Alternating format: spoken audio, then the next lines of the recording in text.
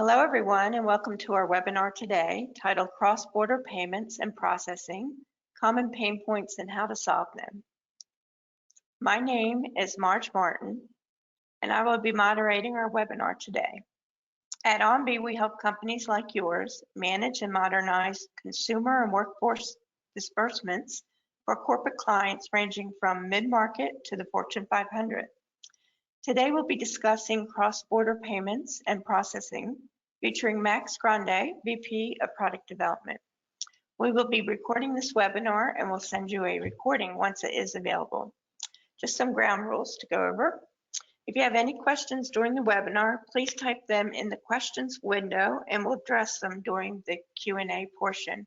So if you look at your little menu, there should be one that says Q&A. If you need to chat with us, please use the chat window. Also, we will be posting several polling questions, and we really would love you to answer them because it'll help us really get to the issues that you need that we can discuss in the webinar. By the end of our time today, we hope you'll feel more comfortable and confident about cross-border payments and processing. With that, I'd like to introduce our speaker, Max Grande, VP of Product Development, and he is an experienced product strategist in the payment industry. At OnBee, he's focused on unlocking points of differentiation for our customers by helping them deliver innovative payment experiences to recipients around the world. He enjoys spending his energy on decomposing problems in the payment space. When not at work, Max loves the water, ice skating, and trying a new place that is just around the corner. He is passionate about living in the moment, especially when the moment involves a good cup of coffee and time with his wife and daughter. With that, Max, welcome. Thanks, Marge. Appreciate it. You could go to the next slide, please.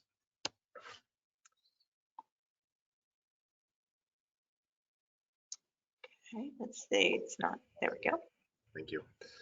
So yeah, super excited about today's talk, and we thought it was a really timely discussion as we get into planning season for 2023, and really just a great opportunity to highlight some of the consistent themes that we've been seeing in the cross-border space overall.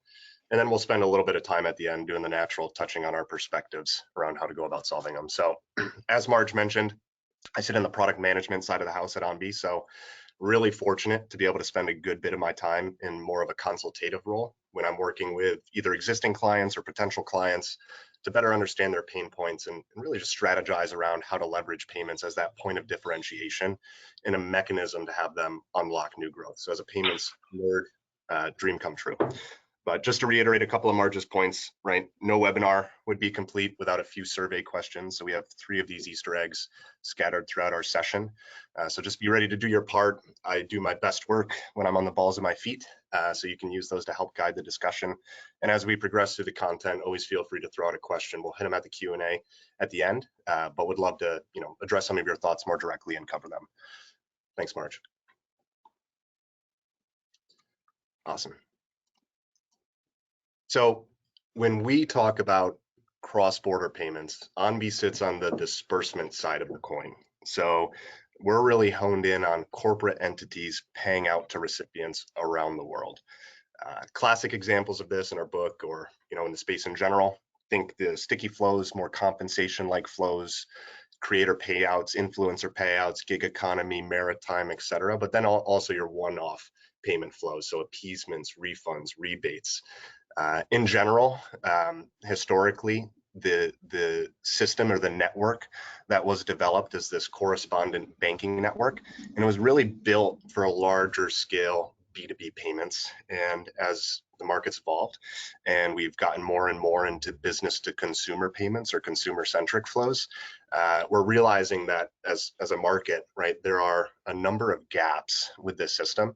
And when you think about over $4 trillion of flows going through this flow annually, right? There are different ways that we can really tighten the notch, if you will, to lower these pain points, but also just provide a better experience overall. So it's a super exciting topic for me because there's not only such an impressive amount of dollars moved year over year. And when you look at the growth trajectories of this market, right, it's huge and only getting bigger.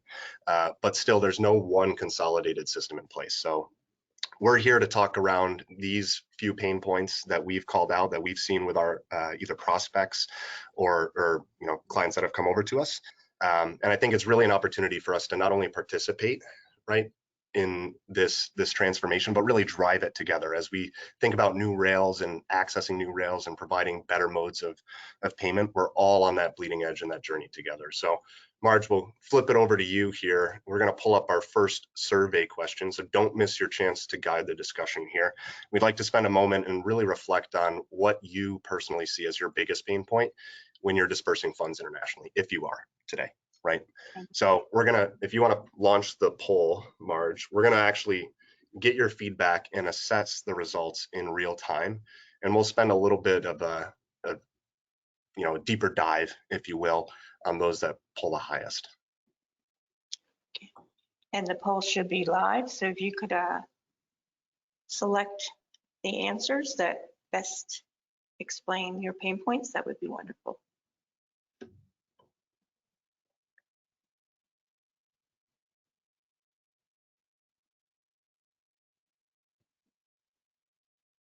Awesome. Okay, I'm going to close the poll and then share it. And here it is. All right, good stuff. So visibility, high cost, and accessibility. Love it. I love that there's a spread. Surprise delayed settlement didn't hit there, but I'll still be sure to cover that. So Marge, if you could go back to the slideshow. We're going to spend a little bit of time going through each of these four, and again, just maybe diving a little bit deeper into why it's a pain point, or share some thoughts and some of what we've seen in the space. So limited transparencies first. Go ahead, Marge. Awesome. So I generally tie this back to that classic question that we're asked of where is my money, right?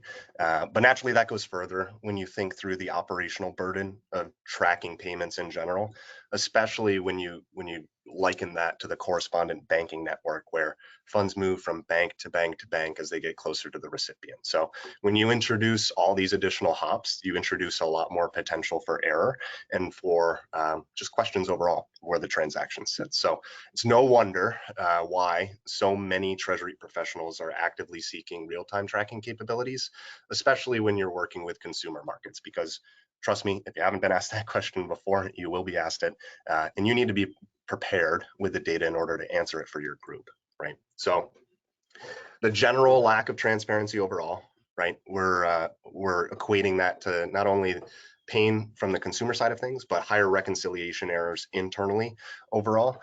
And at the end of the day, it takes time, energy, and effort to resolve those, right? So while there have been some tremendous improvements in the space recently, I'm thinking top of mind, right? Like Swift GPI, for example, you get real-time tracking on some cross-border wires. There are other modalities as well that are really evolving the space. And it's an opportunity for these shorter feedback loops, more opportunities for real-time data. And as a theme overall, right, companies are solving this or trying to solve this day in and day out. But what I wanted to do is provide the group here, especially if you're newer into potentially expanding internationally, some thoughts or questions to get into when you're having those discussions. And this is really a few that will certainly come up or should certainly come up. So the first one being, when can we anticipate an actual payment to arrive, right? And that's either before you're executing the transaction, knowing a potential settlement date, or while it's in flight, how much time is left before it actually hits the recipient account. You have, where is the payment overall? So is there a bank touching it? Is it delayed? Why is it delayed? Are there issues or exceptions that need to be managed? And that obviously helps drive some of the internal efficiencies that could potentially be realized. And then lastly, how much will the recipient actually receive? So depending on who's taking cuts of the transaction, right, you think through all those different correspondent banks that are either assessing fees or potentially charging lifting fees, what have you. It's important to know either during the transaction, before the transaction, how much funds are actually going to be received by that recipient. So those are kind of a few of the three. And again, I think what I've seen personally in the space, right, is a lot more emphasis on being able to provide those answers quickly. And really, when you think through it, it's a natural progression of where things sit, right? Business to business transactions, not necessarily as critical as real-time requirements, but as we starting to really see these consumer flows proliferate, these are top of mind for many. Thanks, Marge. Awesome. So delayed settlement. So let's be honest, right? Recently, I would say the last 5 years or so, truly unprecedented times in the space. And we've seen a number of drivers to this, but a consumer's continued exposure to real-time payment methods is really forcing a lot of companies' hands on how they can pay people faster and smarter at the end of the day. So the facts are that if you're a company and you're paying somebody, whether it's domestically or internationally, you're gonna need at some point in time to come up with a better solution, because 5 days isn't gonna cut it, right? So if you're trying to attract and retain talent, if you're trying to provide a better experience overall, driving faster payments is, as I mentioned before, a mechanism for you to unlock growth and a mechanism for you to really differentiate from competitors that are in your space. So when I look at the traditional correspondent banking network, I'm seeing like 2 to 5+ days, what have you, and it does one of two things, right? In order for that to be settled, it puts an operational burden on the team that's executing the payment, so they have to get the payment out the door sooner in order to hit a specific date, or it completely ruins the customer experience. Maybe you have a really slick digital way of engaging a consumer, and then, hey, by the way, you're going to get a payment 5 days later. Why not get that payment sooner, same day, real time, right? Push the limits a little bit.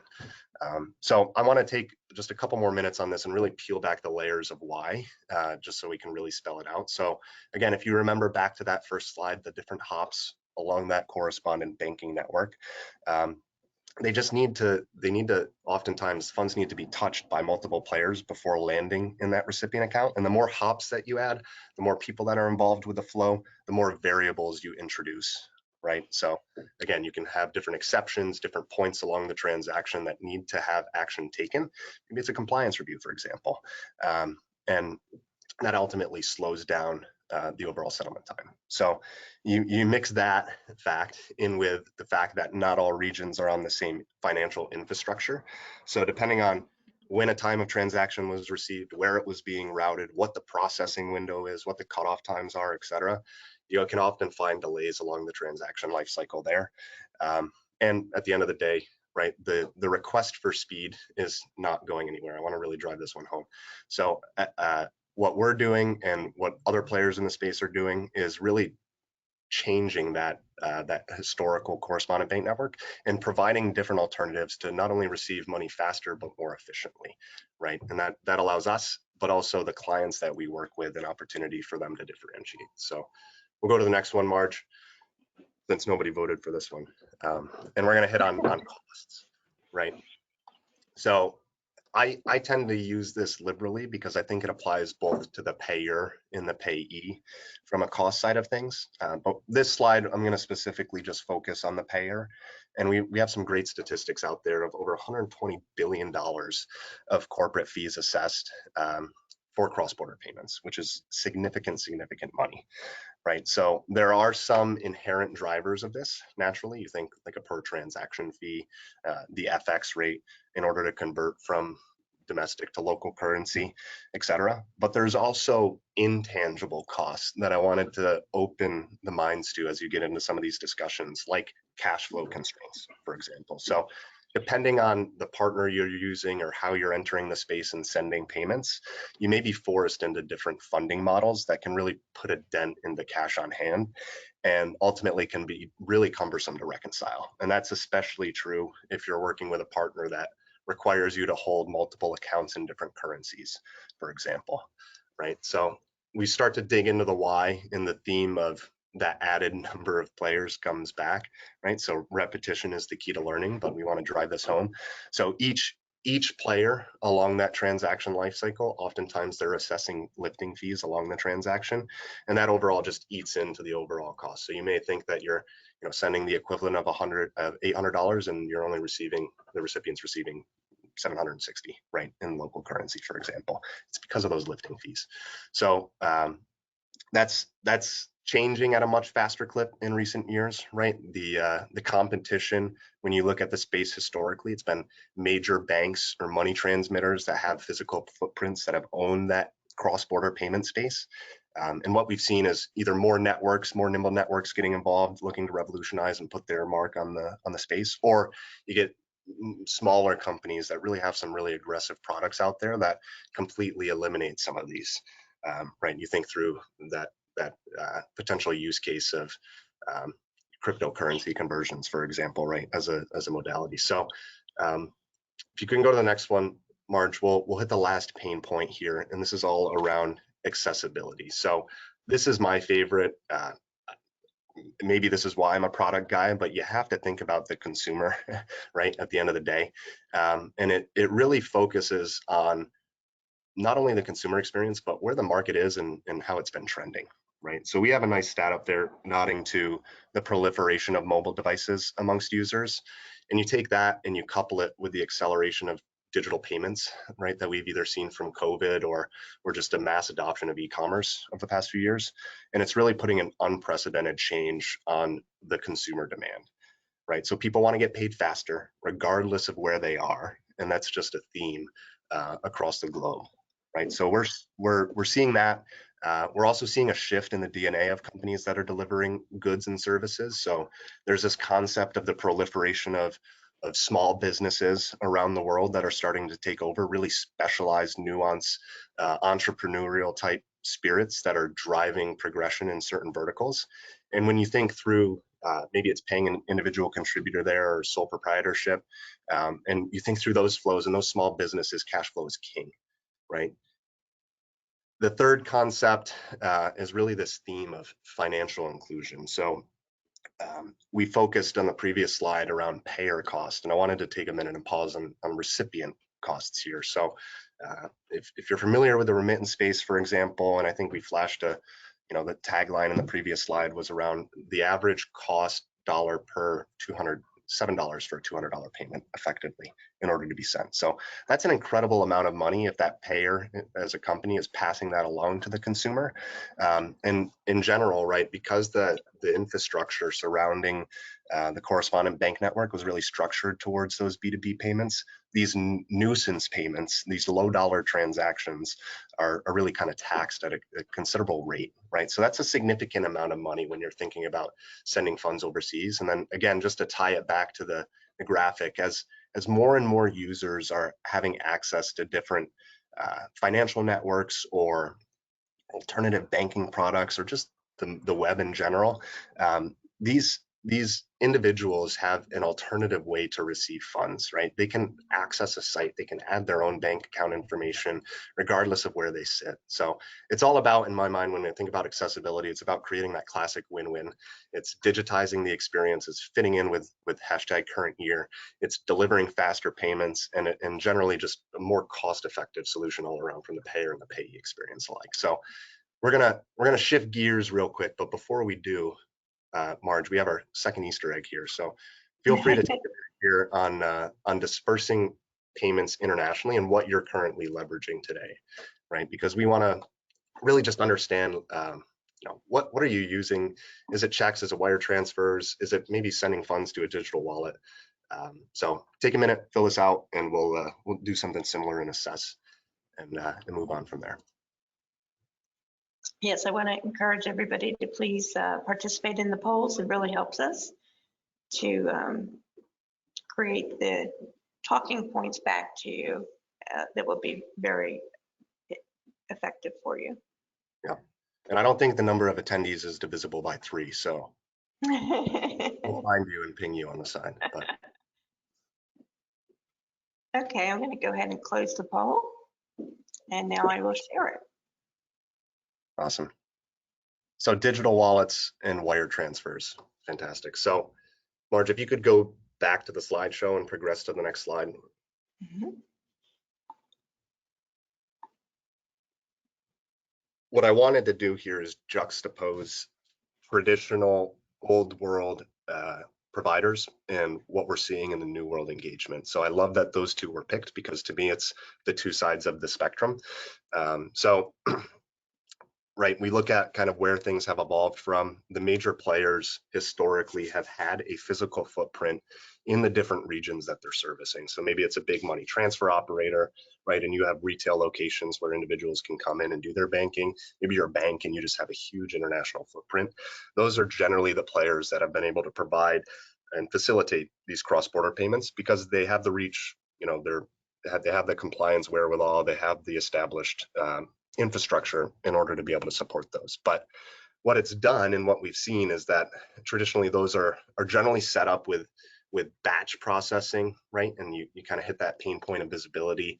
The delivery timelines can be cumbersome, especially in certain regions where maybe it's not as good of a footprint and we have to tie into that correspondent banking network. Because there were so limited number of options, right? We have the high cost. And then at the end of the day, putting the actual interaction with the recipient has been a really big pain point. And I'm going to spend some time to break that down in a little bit. But then we look at that and we compare that to New World, which I consider digital engagement. So this is where you don't have to have a physical footprint there in order to send funds to that recipient, right? You're taking advantage of a network or working with a partner and able to facilitate those the movement of funds. And what it allows you to do is streamline internally and streamline externally, right? So operations, settlement, reconciliation, reporting, depending on how you set things up and who you're working with, you have the opportunity to combine all of those into one. You can do some really cool things with regards to routing to more cost-effective regions, right? So you can do FX comparisons, and if I'm going to push to provider A over provider B because the recipient will receive more money, or I'll be assessed less fees for this region, for example, right? You also have the ability to stack that up against delivery timelines. So maybe speed is more important to the recipient than the actual amount of money, right? A lot of us can interact with apps and we can get our instant deposit for 1%, and some of us do it, some of us don't. So it depends on the recipient there. But when you're working with a consolidated provider in that digital model, you're introducing all these additional levers that you can pull in order to really customize that journey. And the last that I want to call out is there's been some really incredible work with regard to detecting fraud proactively, right? And being able to actually use the user's journey as they interact with an app and the data points that you collect overall to be able to drive some decisioning there. So Marge, if you could go to the next slide, what I'm going to do is just highlight kind of what we see as a New World solution. And it's really, at the end of the day,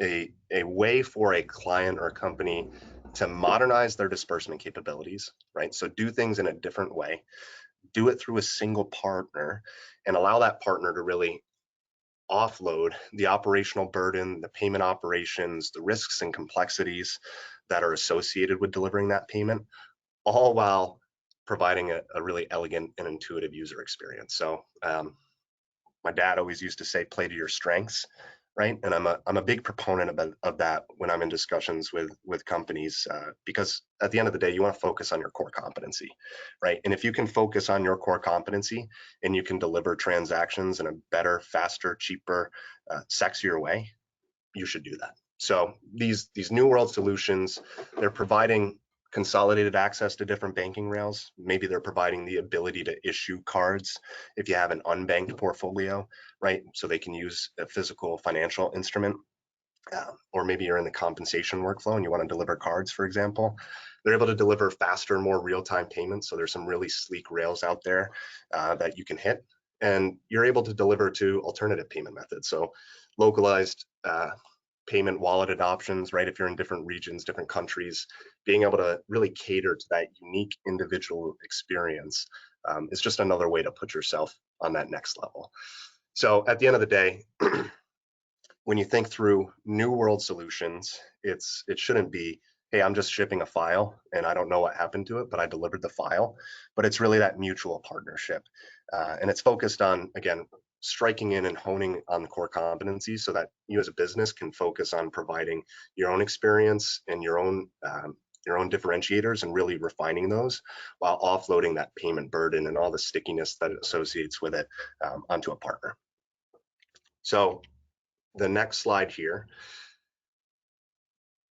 is something I'm just going to spend just a few more minutes around because I think it's really worth driving home the point. Again, consumer-centric mindset, so apologies here, but I want to shed some light on our approach as we think through some of the pain points, right? And there are a few things that really hit home for me when you start to get into digitizing that payment journey. So historically, right, maybe if you're working with that bank, how do you even capture that bank account information, right? Are you emailing that person? Are you calling that person? How awkward is that discussion? How hard is it to track? Is it even compliant, right? But when you get into maybe delivering a form factor for that, maybe it's a text or an email to that recipient, and you provide them the opportunity to self-serve that information, it really propels you to do a couple of different things, which I'll touch on in a second. But the first, to me, because you're delivering this digital engagement, this rail to interact with a recipient, you do something really cool. You're able to interact with them in a really defined, consistent, professional way. And if done right, you provide them the opportunity to actually have promotional placement at the time of receiving a payment, which is a really slick concept. So maybe you're sending funds to Maria and you want maybe Maria to take action with those funds or do something with those funds or just say thank you in general. If you're working with the right partner, you can drive some really impactful behavior from that, and we see it every day. So secondly, what jumps out to me when you think through digitizing the experiences is that ability to provide self-service capabilities. So you put the onus on the recipient can complete their own bank account information, and that's huge, right? Especially in the cross-border space. If you're thinking about getting into it, but you don't necessarily have the technical bandwidth in order to build out the required screens to capture the information, et cetera, it can be a huge lift for your team to get into it. So it's also something that when you think about it, right, things change and it introduces ongoing maintenance. So by driving users to these digital portals, by driving them to self-serve their information, you're able to drive more accurate data entry. They really care that that account number is right, or that PAN is right, or their PayPal information, for example, is right, because they're receiving that payment, right? Where if you have maybe you're offloading that to your operations center, the likelihood of errors goes way up. But you're also able to do other things like validate the account information in real time or provide different checks and balances to make sure that it's entered.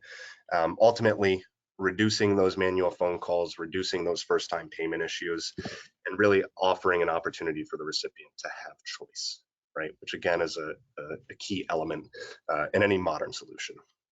So the third, before I take a sip of water, is all around providing automation. So you can do a lot of cool things when you digitally engage with somebody. You can send automated notification triggers as the status of the transaction changes. You can provide automated exception handling. So maybe something went wrong and you want to notify that recipient in real time. Guess what? You don't have to wait until the next shift, right? The system can do it seamlessly. So they can come into their system, they can update their information, they can change their payment method, and the payment can be issued effectively in real time.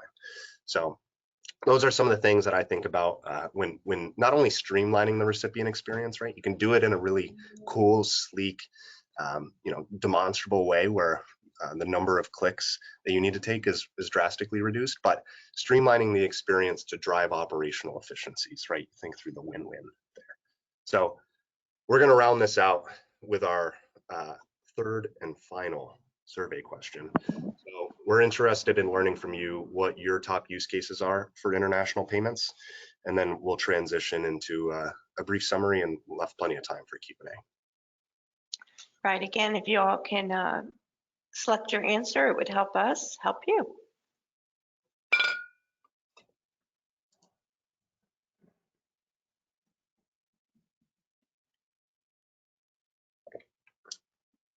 Awesome. Okay, if you guys could select something, that would be great. Thank you. I'll give it 5 more seconds. Okay, I'll close the poll. I'm going to share. Nice. We caught some attention of people, Marge. That's great. So I like this because it kind of splits between your sticky payments or your recurring payments where you have an established relationship with the recipient, and maybe you're interested in spending a little bit more time upfront to capture that information because they need to go through an onboarding process in general, right? So that's about 60% of you. And then you have the last two, which are more your one-off payments, which for me is how do you get the payment out the door as frictionless and as fast as possible so that you can provide a good experience overall, right? So I like that breakdown. So we're gonna go into a recap, and then we'll spend some time on Q&A. And again, we'll just drive home the points of what we've seen, and hopefully some takeaways that you can go home and talk to the family about with cross-border payments is the common pain points that we've seen right, or how we assess the space, and that's all around transparency with regards to the transaction, the settlement timelines, historically, the general cost of issuing cross-border payments, and then the overall accessibility, both for recipients, for payers and payees, right? So when you look at where the market is headed and some of the new players in the space, and as you're starting to assess maybe alternative providers, or it's in your strategy to expand internationally, right? And you're just questioning, how do I do it? You want to make sure that you're counterbalancing or you're proactively solving for those pain points. And we have some really talented individuals on our side that will be able to help guide you through the process. So I'm going to take a minute, we'll flip it over to Q&A, and then hopefully people can get some time back to answer emails and whatnot. Okay, thank you. We do have a few questions coming in. I'm going to give 30 more seconds that if you want to write your questions in, you can, and then we'll select 3 and go from there. So.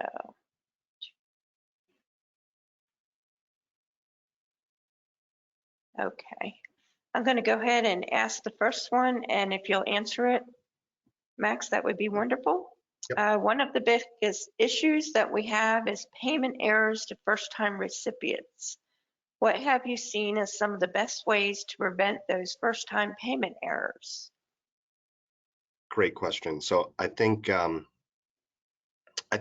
me this ties back to that poll, right? And and oftentimes the first transaction is the hardest. So you want to think through digitizing that experience all around self-service. To me, I think that's the biggest thing that you can do to prevent that first-time payment error. So you're going to have the actual recipient come into a portal, self-serve their bank account information, and then to me, you're running checks against that account information. Or in the event that you do have that first-time payment error, you're making sure the rest of the actions that are taken after that are as streamlined as effective, right? Because at the end of the day, you want to target 100% effective rate, but there may be something that comes up, right? Somebody fat-fingered an account number, or the bank changed or was acquired, what have you. So you want to prompt the user to access that portal, and then if there is an event, you want to have that automated exception handling and notification if something does go wrong. Great. The second question is, what about crypto payments? Nice. Awesome. So that's another good question, and I dropped it in there a little bit, but for those who kind of live and breathe payments, you may have noticed the recent press release about Swift accessing blockchain. And to me, crypto and blockchain is what's hot kind of in the payment space right now. I personally see crypto more impactful as an actual mechanism for executing the payment. So when you think about the primary use case, or kind of why crypto was really popular to start, it's really to eliminate that FX conversion fee when sending funds cross-border, right? So the ability to buy and sell in real time through a third party can drastically reduce that exposure while really issuing a real-time payment. So it's a really exciting topic. I think it's something that's going to continue to take off as we see crypto and blockchain really continue to be a part of their evolution. And I think it's going to become more and more mainstream in coming years as you consider, again, the amount of flows in this space and just how much potential there is to revamp the space. It'll definitely be a key player in that. Great question. Great. And the third question is, I have a few questions about the reach and what payments can be sent where. How can I see where you send to?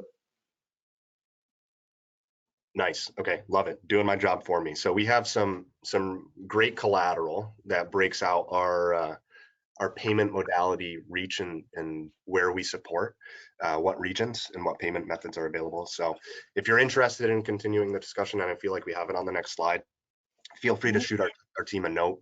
It's likely I may end up on the call, but if not, right, we'll make sure we connect you with an individual. There we go. Awesome. So this link will be able to get you there. And if you're interested in learning more, doing a deeper dive, we're always happy to facilitate a discussion. So great question. Great. Well, thank you for joining OMBI to discuss cross-border payments and processing. We really appreciate you attending our webinar. We do offer several resources on our website, and we highly recommend that you visit ombi.com. Two items that might interest you is our Future of Work and Future of Payment surveys and ebooks, along with the client case studies. And also feel free to reach out to us on ombi.com/lp/contact-sales. And that way, if you want to speak to someone specifically about an issue or a need, we will make sure the right person speaks to you. Again, we really appreciate everybody's time. Max, thank you for taking time out and just sharing your expertise. Yeah, love it. Thanks everybody for attending. Appreciate it, Marge. Okay, thank you. Bye-bye.